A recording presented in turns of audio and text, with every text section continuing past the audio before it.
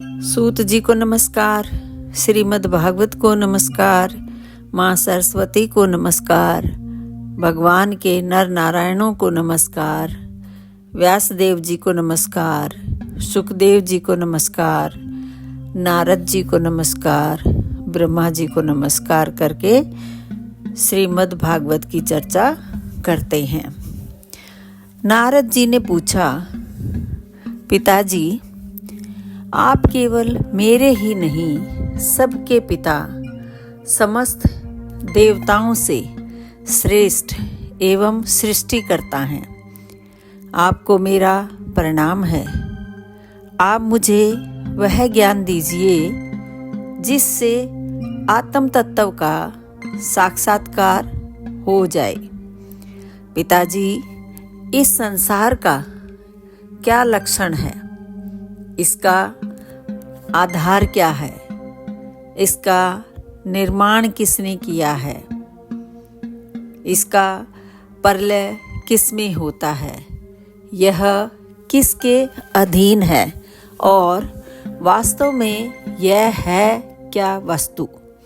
आप इसका तत्व बतलाइए। आप तो यह सब कुछ जानते हैं, क्योंकि जो कुछ हुआ है, हो रहा है या होगा, उसके स्वामी आप ही हैं। यह सारा संसार हथेली पर रखे हुए आंवले के समान आपकी ज्ञान दृष्टि के अंतर्गत ही है। पिताजी, आपको यह ज्ञान कहाँ से मिला?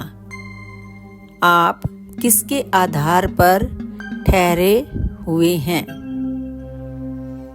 आपका स्वामी कौन है और आपका स्वरूप क्या है? आप अकेले ही अपनी माया से पंचभूतों के द्वारा प्राणियों की सृष्टि कर लेते हैं। कितना अद्भुत है! जैसे मकड़ी अनायास ही अपने मुंह से जाला निकालकर उसमें खेलने लगती है, वैसे ही आप अपनी शक्ति के आश्रय से जीवों को अपने में ही उत्पन्न करते हैं और फिर भी आप में कोई विकार नहीं होता।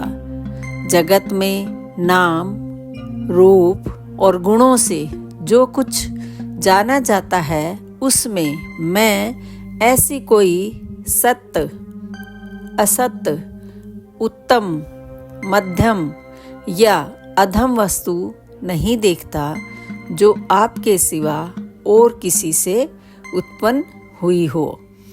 इस प्रकार सबके ईश्वर होकर भी आपने एकाग्रचित्त से घोर तपस्या की। इस बात से मुझे मोह के साथ साथ बहुत बड़ी शंका भी हो रही है कि आपसे बड़ा भी कोई है क्या? पिताजी, आप सर्वज्ञ और सर्वेश्वर हैं। जो कुछ मैं पूछ रहा हूँ वह सब आप कृपा करके मुझे इस प्रकार समझाइए कि जिससे मैं आपके उपदेश को ठीक ठीक समझ सकूं। ब्रह्मा जी ने कहा, बेटा नारद, तुमने जीवों के प्रति करुणा के भाव से भरकर यह बहुत ही सुंदर प्रश्न किया है, क्योंकि इससे भगवान के गुणों का वर्णन करने की प्रेरणा मुझे प्राप्त हुई है। तुमने मेरे विषय में जो कुछ कहा है, तुम्हारा वह कथन भी असत्य नहीं है, क्योंकि जब तक मुझसे परे का तत्व, जो स्वयं भगवान ही हैं, जान नहीं लिया जाता, तब तक मेरा ऐसा ही प्रभाव प्रतीत होता है।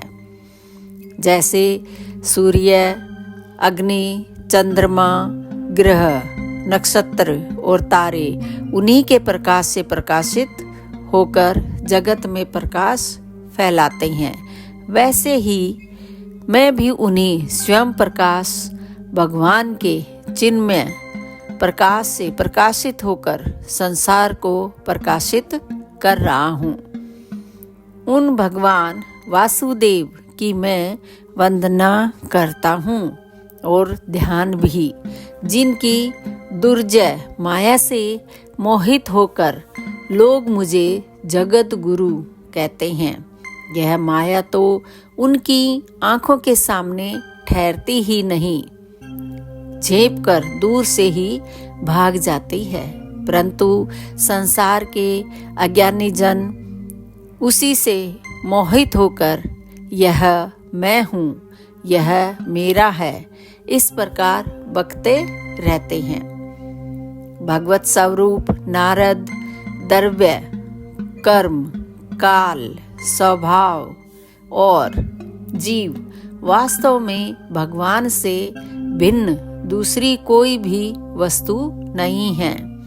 वेद नारायण के प्रायण हैं, देवता भी नारायण के ही अंगों में कल्पित हुए हैं और समस्त यज्ञ भी नारायण की प्रसन्नता के लिए ही हैं, तथा उनसे जिन लोगों की प्राप्ति होती है वे भी नारायण में ही कल्पित हैं। सब प्रकार के योग भी नारायण की प्राप्ति के ही हेतु हैं।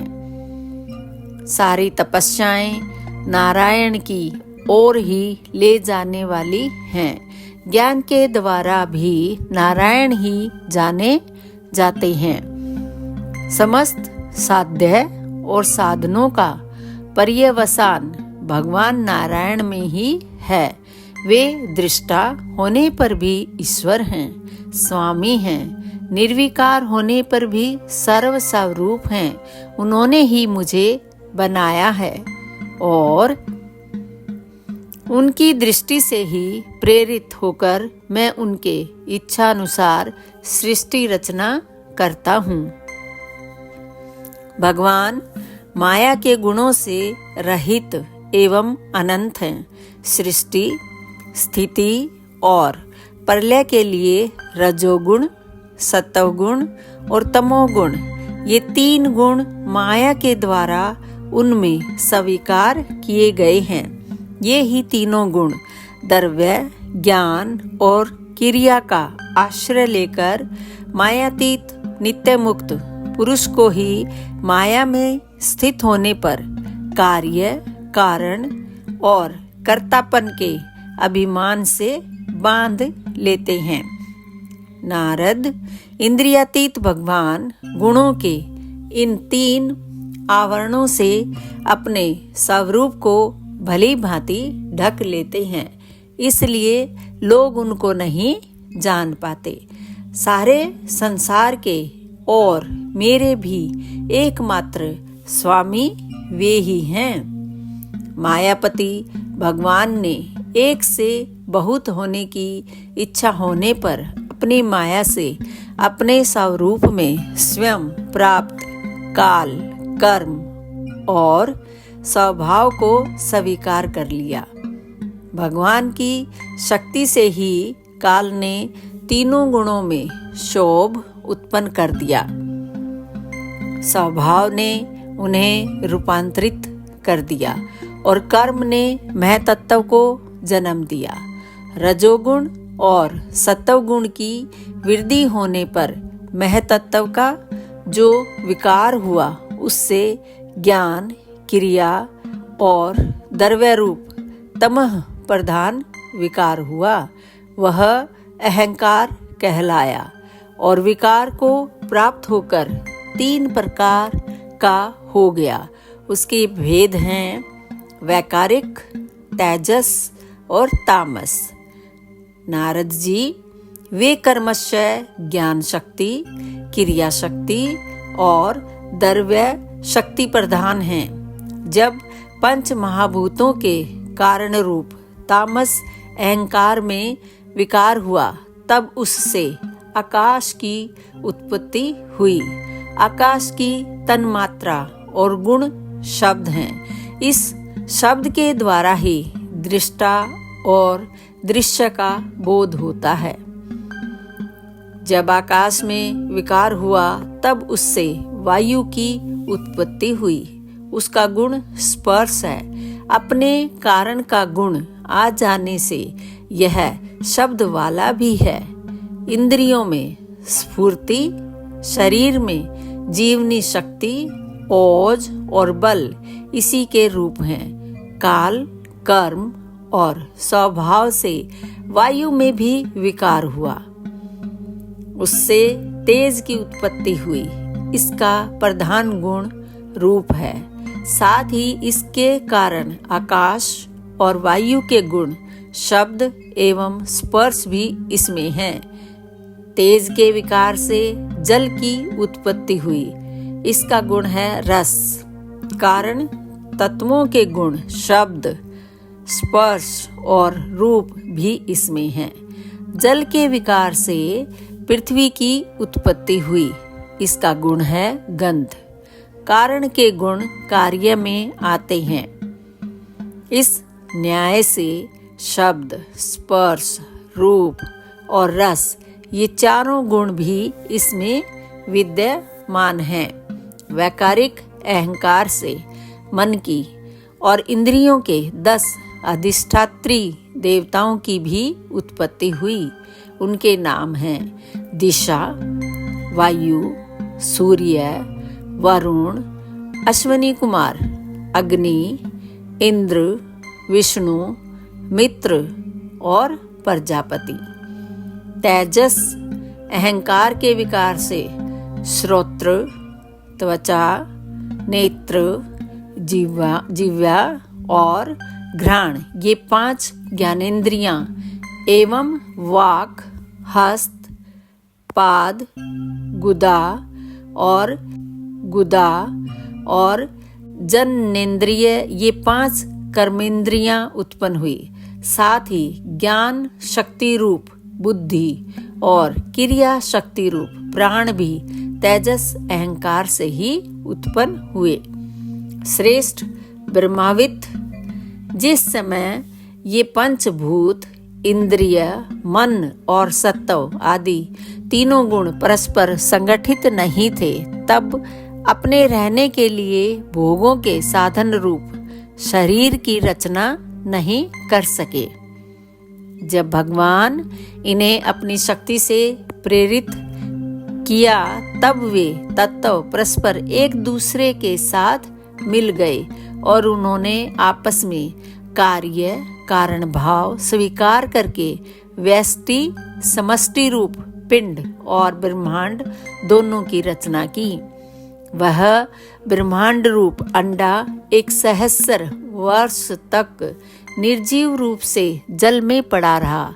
फिर काल, कर्म और स्वभाव को स्वीकार करने वाले भगवान ने उसे जीवित कर दिया। उस अंडे को फोड़कर उसमें से वही विराट पुरुष निकला, जिसकी जंघा, चरण, भुजाएं, नेत्र, मुख और सिर सहस्रों की संख्या में हैं। विद्वान पुरुष उसी के अंगों में समस्त लोक और उनमें रहने वाली वस्तुओं की कल्पना करते हैं। उसकी कमर से नीचे के अंगों में 7 पाताल की और उसके पेड़ू से ऊपर के अंगों में 7 स्वर्ग की कल्पना की जाती है। ब्राह्मण इस विराट पुरुष का मुख है, भुजाएं क्षत्रिय हैं, जांघों से वैश्य और पैरों से शूद्र उत्पन्न हुए हैं। पैरों से लेकर कटी पर्यंत 7 पाताल तथा भूलोक की कल्पना की गई है। नाभि में भुवरलोक की, हृदय में स्वरलोक की और परमात्मा के वक्षस्थल में बहरलोक की कल्पना की गई है। उसके गले में जनलोक, दोनों स्तनों में तपोलोक और मस्तक में ब्रह्मा का नित्य निवास स्थान सत्यलोक है। उस विराट पुरुष की कमर में अतल, जांघों में वितल, घुटनों में पवित्र सूतरलोक और जंघाओं में तलातल की कल्पना की गई है। एड़ी के ऊपर की गांठ में महातल, पंजे और एड़ियों में रसातल, और तलुओं में पाताल समझना चाहिए। इस प्रकार विराट पुरुष सर्वलोक में हैं। विराट भगवान के अंगों में इस प्रकार भी लोकों की कल्पना की जाती है कि उनके चरणों में पृथ्वी है, नाभि में भूरलोक है और सिर में स्वर्लोक है। यहाँ पर दोस्तों यह अध्याय खत्म होता है। आप मेरे चैनल के सभी वीडियो देख रहे हैं। कृपा करके आपसे ये विनती है कि मेरे वीडियो को या मेरे चैनल को लाइक सब्सक्राइब अवश्य किया करें और अपने दोस्तों और रिश्तेदारों को शेयर करें। आपका बहुत बहुत धन्यवाद।